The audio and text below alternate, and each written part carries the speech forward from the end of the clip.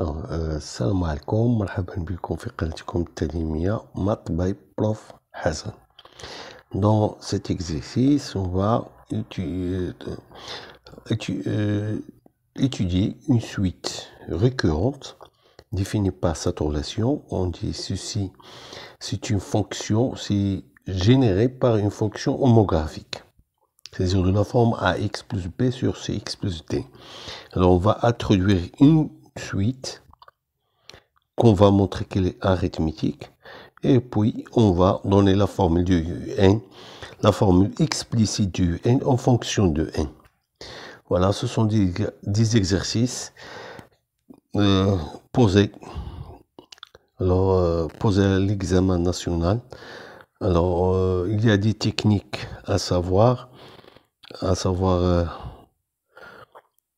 des techniques qui sont faciles. Il suffit de se rappeler de la définition des suites arithmétiques et suites géométriques. Alors, on commence la première question. On commence par la première question, bien sûr. 1.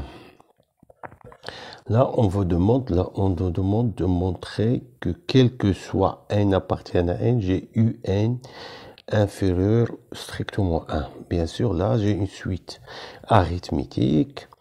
Donc, le seul moyen, une suite récurrente. Donc, le seul moyen, c'est utiliser le raisonnement par récurrence. Alors, pour n égale à 0, on a déjà U0 est égal à 0. Alors, U0 est strictement inférieur à 1, c'est-à-dire la propriété est vraie pour n égale à 0. Soit n appartient à n. Alors, supposons que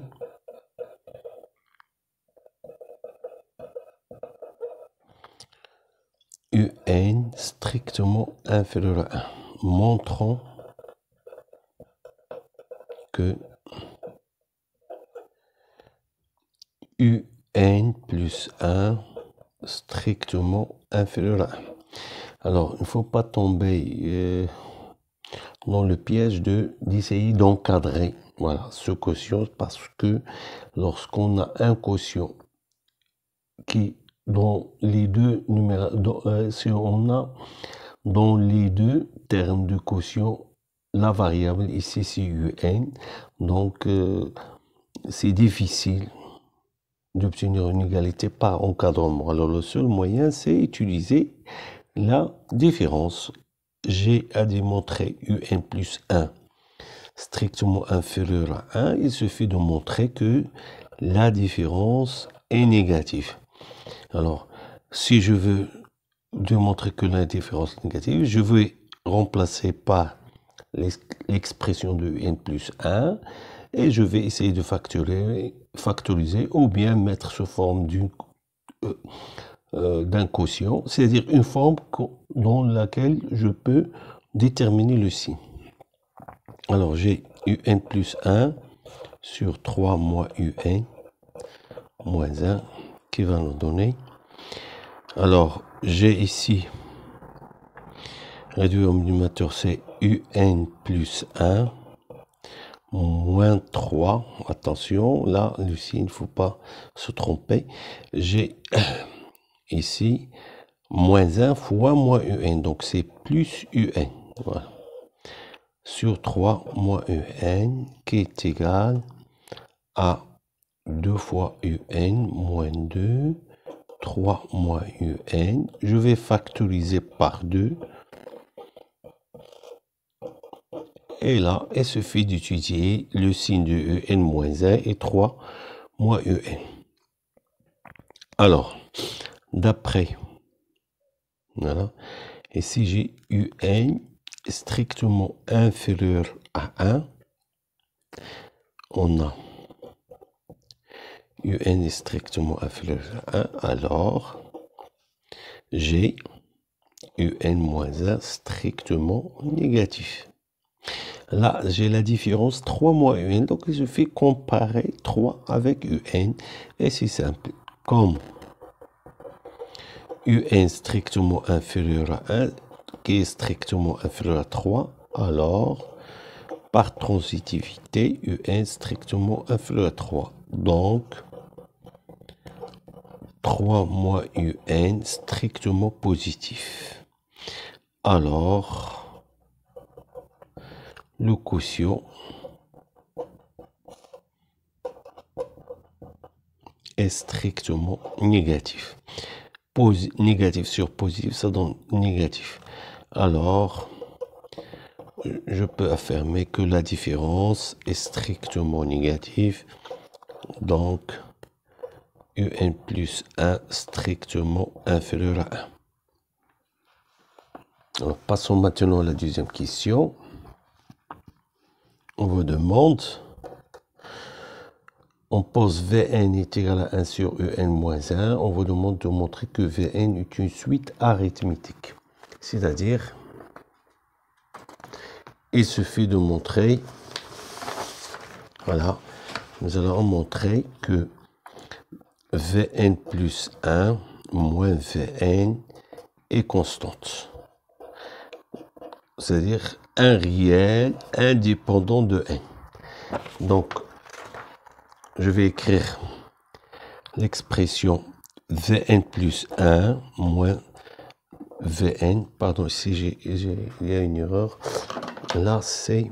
Non, il n'y a pas d'erreur. C'est Vn plus 1, voilà.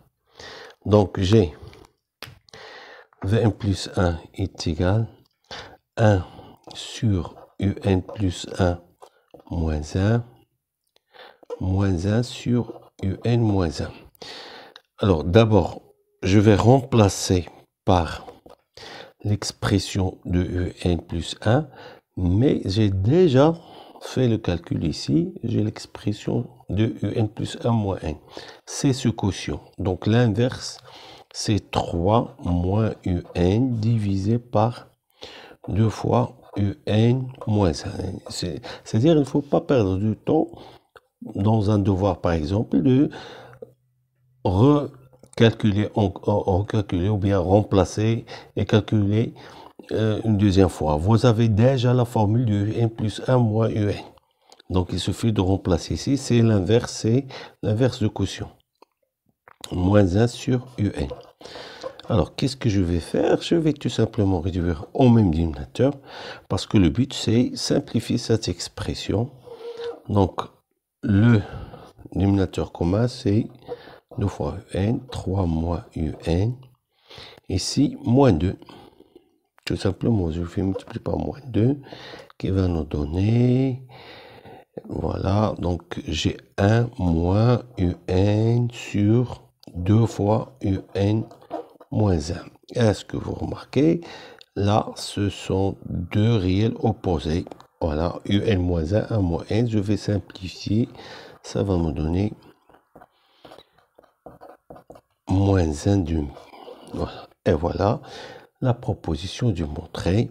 Vn est une suite arithmétique.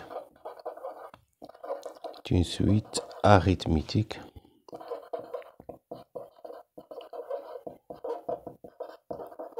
de raisons moins 1 demi. Et V0, son premier terme, c'est 1 sur E0 moins 1 qui va nous donner moins 1.